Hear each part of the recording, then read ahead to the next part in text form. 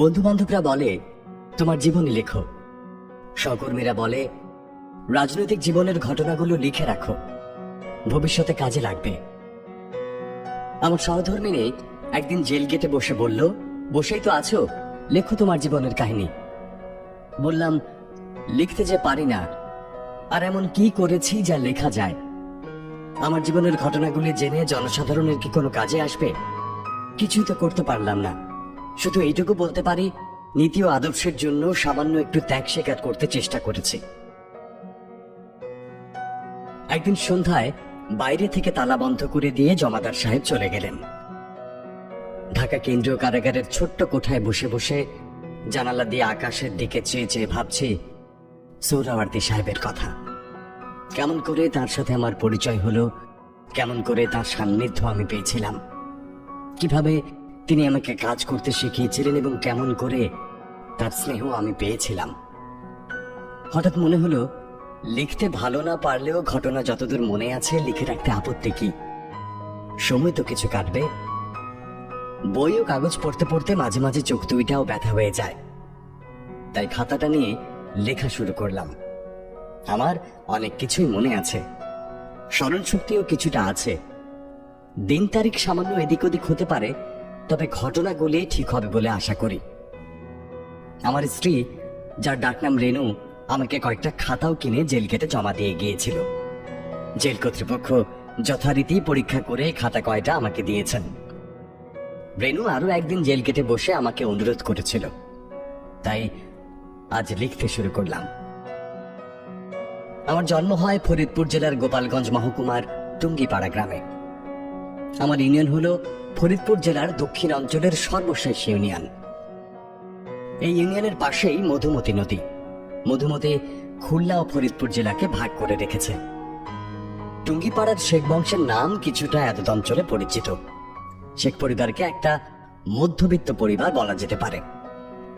বাড়ির বৃদ্ধ ও দেশের গণ্যমান্য প্রবীণ লোকদের কাছ থেকে এই বংশের কিছু কিছু ঘটনা জানা যায়। আমার জন্ম হয় টুঙ্গিপাড়ার শেখ বংশে। শেখ বোরহানুদ্দিন নামের এক ধার্মিক পুরুষ এই বংশের গোড়াপত্তন করেছেন বহুদিন পূর্বে। শেখ বংশের যে একদিন সুদিন ছিল, তার প্রমাণস্বরূপ মোগল আমলের ছোট ছোট ইটের দ্বারা তৈরি চকমিলান দালানগুলি আজও আমাদের বাড়ির শ্রীবৃদ্ধি করে আছে। বাড়ির 4 ভিটায় 4টা দালান। বাড়ির ভিতরে প্রবেশের একটা মাত্র দরজা, যা আমরাও ছোট সময়ে দেখেছি বিরাট একটা কাঠের কপাট দিয়ে বন্ধ করা যেত। এক দালানে আমার এক দাদা থাকতেন। এক দালানে আমার এক মামা আজও কোনো মতে দিন কাটাচ্ছেন। আরেকটা দালান ভেঙে পড়েছে, যেখানে বিষাক্ত সর্পকুল দয়া করে আশ্রয় নিয়েছে। এই সকল দালান চুনকাম করার ক্ষমতা আজ আমাদের অনেকেরই নাই। এই বংশের অনেকেই এখন এই বাড়ির চারপাশে টিনের ঘরে বাস করেন। আমি এই টিনের ঘরের এক ঘরেই জন্মগ্রহণ করি। শেখ বংশ কেমন করে বিরাট সম্পত্তির মালিক থেকে আস্তে আস্তে ধ্বংসের দিকে গিয়েছিল, তার কিছু কিছু ঘটনা বাড়ির মুরব্বীদের কাছ থেকে এবং আমাদের দেশের চারণ কবিদের গান থেকে আমি জেনেছি। এর অধিকাংশই যে সত্য ঘটনা, এই সম্বন্ধে আমার কোনো সন্দেহ নাই। শেখ বংশের সব গেছে, শুধু আজও তারা পুরাতন স্মৃতি ও পুরনো ইতিহাস বলে গর্ব করে থাকে। শেখ বোরহানুদ্দিন কোথা থেকে কিভাবে এই মধুমতির তীরে এসে বসবাস করেছিলেন, কেউই তা বলতে পারেন না। আমাদের বাড়ির দালানগুলির বয়স 200 বৎসরেরও বেশি হবে। শেখ বোরহানুদ্দিনের পরে 3-4 পুরুষের কোনো ইতিহাস পাওয়া যায় না। তবে শেখ বোরহানুদ্দিনের ছেলের ছেলে অথবা 2-1 পুরুষ পরে 2 ভাইয়ের ইতিহাস পাওয়া যায়। এদের সম্বন্ধে অনেক গল্প আজও শোনা যায়। এক ভাইয়ের নাম শেখ কুদরতুল্লাহ, আরেক ভাইয়ের নাম শেখ একরামুল্লাহ। আমরা এখন যারা আছি তারা এই 2 ভাইয়ের বংশধর। এই 2 ভাইয়ের সময়েও শেখ বংশ যথেষ্ট অর্থ ও সম্পদের অধিকারী ছিল। জমিদারির সাথে সাথে তাদের বিরাট ব্যবসাও ছিল।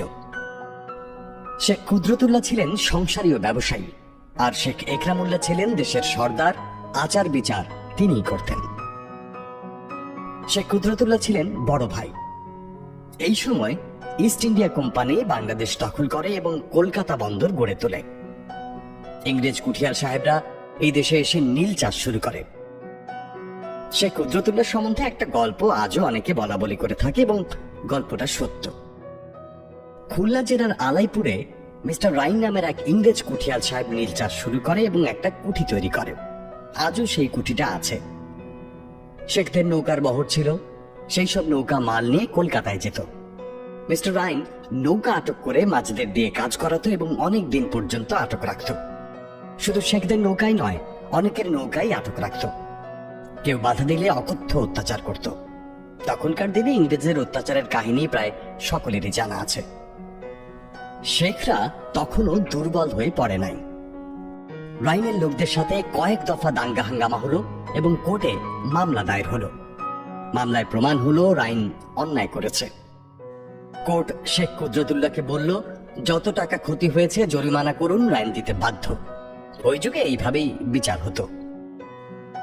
শেখ কুদরতুল্লাহ রাইনকে অপমান করার জন্য আধা পয়সা জরিমানা করল। রাইন বলেছিল, যত টাকা চান দিতে রাজি আছি, আমাকে অপমান করবেন না, তাহলে ইংরেজ সমাজ আমাকে গ্রহণ করবে না, কারণ কালা আদমি আধা পয়সা জরিমানা করেছে। কুদরতুল্লাহ শেখ উত্তর করেছিল বলে কথিত আছে, টাকা আমি গুনি না, মেপে রাখি, টাকার আমার দরকার নাই, তুমি আমার লোকের উপর অত্যাচার করেছো, আমি প্রতিশোধ নিলাম। কুদরতুল্লাহ শেখকে লোকে কদু শেখ বলে ডাকত। আজও খুলনা ফরিদপুরের বৃদ্ধ মানুষ বলে থাকে এই গল্পটা মুখে মুখে। কুদরতুল্লাহ শেখের আধা পয়সা জরিমানার দু একটা গানও আছে। আমি একবার মিটিং করতে যাই বাগেরহাটে। আমার সাথে জিল্লুর রহমান অ্যাডভোকেট ছিল। ট্রেনের মধ্যে আমার পরিচয় পেয়ে এক বৃদ্ধ এই গল্পটা আমাকে বলেছিলেন। খুলনা জেলায় গল্পটা বেশি পরিচিত। শেখ কুদরতুল্লাহ ও ইকরামুল্লাহ শেখের মৃত্যুর 2-1 পুরুষ পর থেকেই শেখ বাড়ির পতন শুরু হয়। পরপর কয়েকটা ঘটনার পরই শেখদের আভিজাত্যটাই থাকলো, অর্থ সম্পদ শেষ হয়ে গেল। ইংরেজরা মুসলমানদের ভালো চোখে দেখত না। প্রথম ঘটনা, রানী রাসমণি হঠাৎ জমিদার হয়ে শেখদের সাথে লড়াই শুরু করলেন। ইংরেজরা তাকে সাহায্য করল। কলকাতার একটা সম্পত্তি ও উল্টাডাঙ্গার আড়ত শেখদের সম্পত্তি ছিল।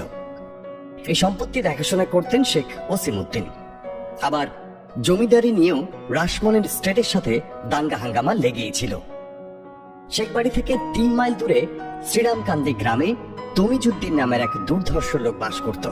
সে রাসমণি স্টেটের পক্ষ অবলম্বন করেছিল। সে ভালো যোদ্ধা ছিল। একবার দুই পক্ষে খুব মারামারি হয়। এতে রানী রাসমণির লোক পরাজিত হয়।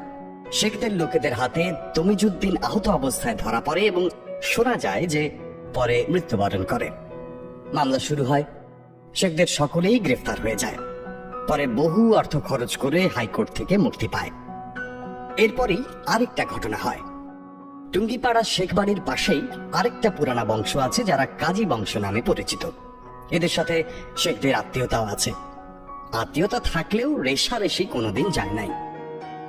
কাজীরা অর্থ সম্পদ ও শক্তিতে শেখদের সাথে টিকতে পারে নাই, কিন্তু লড়ে গেছে বহুকাল। যে কাজীদের সাথে আমাদের আত্মীয়তা ও ঘনিষ্ঠতা ছিল তারা শেখদের সমর্থন করত। কাজীদের আরেকটা দল রানী রাসমণির সাথে যোগদান করে। তারা কিছুতেই শেখদের আধিপত্য সহ্য করতে পারছিল না। তাই তারা এক জঘন্য কাজের আশ্রয় নিল শেষ পর্যন্ত। অধিকাংশ কাজী শেখদের সাথে মিশে গিয়েছিল। একটা দল কিছুতেই শেখদের শেষ না করে ছাড়বে না ঠিক করেছিল। বৃদ্ধ এক কাজী নাম সেরাতুল্লাহ কাজী। তার 3 ছেলে ও 1 মেয়ে ছিল। ছেলেরা এক ষড়যন্ত্র করে এবং অর্থের লোভে বৃদ্ধ পিতাকে গলাটিতে হত্যা করে শেখ বাড়ির গরুর ঘরের চালের উপর রেখে যায়। এই ঘটনা শুধু 3 ভাই এবং তাদের বোনটা জানত। বোনকে ভয় দেখিয়ে চুপ করে রেখেছিল। শেখ বাড়িতে লাশ রেখে রাতারাতি থানায় যে খবর দেয় এবং পুলিশ সাথে নিয়ে এসে লাশ বের করে দেয় এবং বাড়ির সকলকে গ্রেফতার করিয়ে দেয়। এতে শেখদের ভীষণ অবস্থার সম্মুখীন হতে হয়। আমার দাদার চাচা এবং রেনুর দাদার বাবা কলকাতা থেকে নিজেকে দেউলিয়া ঘোষণা করে চলে আসেন বাড়িতে। কলকাতার সম্পত্তি শেষ হয়ে যায়। তার উপর যখন সকলে গ্রেফতার হয়ে গেছে, কেউই দেখার নাই, বড় বড় ব্যবসায়ী, মাঝি ও ব্যাপারীরা নৌকা ডুবিয়ে দিয়ে উধাও হতে শুরু করলো। এর পূর্বে তমিজুদ্দিনের খুনে যথেষ্ট টাকা খরচ হয়ে গেছে। জমিদারিও নিলাম হয়ে প্রায় সবই চলে যেতে লাগলো। বহুদিন পর্যন্ত মামলা চলল। নিচের কোর্টে সকলেরই জেল হয়ে গেল। শেষ পর্যন্ত কলকাতা হাইকোর্টে মামলা শুরু হলো। আমাদের অ্যাডভোকেট হাইকোর্টে দরখাস্ত করলো সিআইডি দ্বারা মামলা আবার ইনকোয়ারি করাতে। কারণ এই মামলা ষড়যন্ত্রমূলক। হাইকোর্ট মামলা দেখে সন্দেহ হলে আবার ইনকোয়ারি শুরু হলো। একজন অফিসার পাগল সেজে আমাদের গ্রামে যায় আর খোঁজ খবর নেয়। একদিন রাতে সিরাতুল্লাহ কাজীর 3 ছেলের মধ্যে কি নিয়ে ঝগড়া হয় এবং কথায় কথায় এক ভাই অন্য ভাইকে বলেছিলাম না শেখদের কিছু হবে না, বাবাকে অমন ভাবে মারা উচিত হবে না। অন্য ভাই বলে, তুই তো গলা টিপে ধরেছিলি, তাই তো বাবা মারা গেল। বোনটা বলল, বাবা একটু পানি চেয়েছিল, তুই তাও দিতে দিলি না। সিআইডি এই কথা শুনতে পেল ওদের বাড়ির পেছনে পালিয়ে থেকে। তার কয়েকদিন পরেই 3 ভাই ও বোন গ্রেফতার হলো এবং স্বীকার করতে বাধ্য হলো তারাই তাদের বাবাকে হত্যা করেছে। শেখরা মুক্তি পেল আর ওদের যাবজ্জীবন জেল হলো। শেখরা মামলা থেকে বাঁচল, কিন্তু সর্বশান্ত হয়েই বাঁচল। ব্যবসা নাই, জমিদারি শেষ, সামান্য তালুক ও খাস জমি। শেখ বংশ বেঁচে রইল শুধু খাস জমির জন্য। এদের বেশ কিছু খাস জমি ছিল আর বাড়ির আশপাশ দিয়ে কিছু জমি নিষ্কট ছিল। খেয়ে পড়ার কষ্ট ছিল না বলে বাড়িতে বসে আমার দাদার বাবা চাচারা পাশা খেলে দিন কাটাতেন। সকলেই দিনভর দাবা আর পাশা খেলতেন, খাওয়া ও শোয়া এই ছিল কাজ। এরা ফার্সি ভাষা জানতেন এবং বাংলা ভাষার উপরে দখল ছিল। রেনুর দাদা আমার দাদার চাচাতো ভাই, তিনি তার জীবনী লিখে রেখে গিয়েছিলেন সুন্দর বাংলা ভাষায়।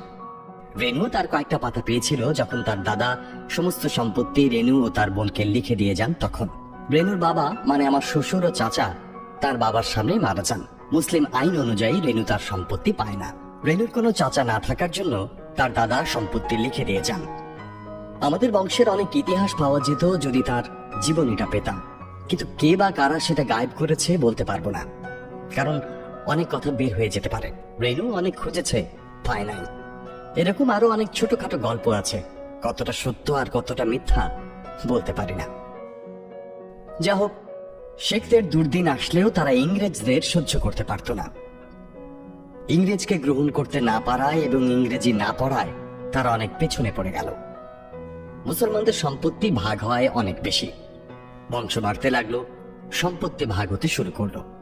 দিন দিন আর্থিক অবস্থাও খারাপের দিকে চলল। তবে বংশের মধ্যে 2-1 অবস্থা ভালোই ছিল। আমার দাদাদের আমল থেকে শেখ পরিবার ইংরেজি লেখাপড়া শুরু করলো। আমার দাদার অবস্থা খুব ভালো ছিল না, কারণ দাদারা 3 ভাই ছিলেন, পরে আলাদা আলাদা হয়ে যান। আমার দাদার বড় ভাই খুব বিচক্ষণ লোক ছিলেন, তিনি দেশের বিচার আচার করতেন। আমার দাদা হঠাৎ মৃত্যুবরণ করেন। আমার বড় চাচা এন্ট্রান্স পাশ করে মারা যান। আমার আব্বা তখন এন্ট্রান্স পড়েন। ছোট ছোট ভাই বোন নিয়ে আমার আব্বা মহাবিপদের সম্মুখীন হন। আমার দাদার বড় ভাইয়ের কোনো ছেলে ছিল না, 4 মেয়ে ছিল। আমার বাবার সাথে তার ছোট মেয়ের বিবাহ দেন এবং সমস্ত সম্পত্তি আমার মাকে লিখে দেন। আমার নানার নাম ছিল শেখ আব্দুল মজিদ, আমার দাদার নাম শেখ আব্দুল হামিদ, আর ছোট দাদার নাম শেখ আব্দুল রশিদ। তিনি পরে ইংরেজদের দেয়া খান সাহেব উপাধি পান। জনসাধারণ তাকে খান সাহেব বলেই জানতেন। আমার আব্বার অবস্থা কিছুটা পরিবর্তন হলেও 2 চাচার লেখাপড়া, ফুফুদের বিবাহ, সমস্ত কিছুই তার মাথার উপরে এসে পড়ল। বাধ্য হয়ে তিনি লেখাপড়া ছেড়ে দিয়ে চাকরির অন্বেষণে বের হলেন। মুসলমানদের তখনকার দিনে চাকরি পাওয়া খুবই দুষ্কর ছিল। শেষ পর্যন্ত দেওয়ানি আদালতে একটা চাকরি পান। পরে তিনি সেরেস্তার হয়েছিলেন। যেদিন আমি ম্যাট্রিক পাশ করে কলকাতায় ইসলামিয়া কলেজে পড়তে যাই, আমার আব্বাও সেদিন পেনশন নিয়ে বাড়ি চলে যান। একটা ঘটনা লেখা দরকার, নিশ্চয়ই অনেকে আশ্চর্য হবেন। আমার যখন বিবাহ হয় তখন আমার বয়স 12-13 বছর হতে পারে। রেনুর বাবা মারা যাবার পরে ও দাদা আমার আব্বাকে ডেকে বললেন, তোমার বড় ছেলের সাথে আমার এক নাতনির বিবাহ দিতে হবে, কারণ আমি সমস্ত সম্পত্তি ওদের 2 বোনকে লিখে দিয়ে যাব। রেনুর দাদা আমার আব্বার চাচা, মুরব্বীর হুকুম মানার জন্যই রেনুর সাথে আমার বিবাহ রেজিস্ট্রি করে ফেলা হলো। আমি শুনলাম আমার বিবাহ হয়েছে, তখন কিছুই বুঝতাম না। রেনুর বয়স তখন বোধহয় 3 বছর হবে। রেনুর যখন 5 বছর বয়স তখন তার মা মারা যান। একমাত্র রইল তার দাদা। দাদাও রেনুর 7 বছর বয়সে মারা যান। তারপর সে আমার মার কাছে চলে আসে। আমার ভাই বোনদের সাথেই রেনু বড় হয়। রেনুর বড় বোনেরও আমার এক চাচাতো ভাইয়ের সাথে বিবাহ হয়। এরা আমার শ্বশুর বাড়িতে থাকলো, কারণ আমারও রেনুর বাড়ির দরকার নাই। রেনুদের ঘর আমাদের ঘর পাশাপাশি ছিল, মধ্যে মাত্র 2 হাত ব্যবধান। অন্যান্য ঘটনা আমার জীবনের ঘটনার মধ্যেই পাওয়া যাবে।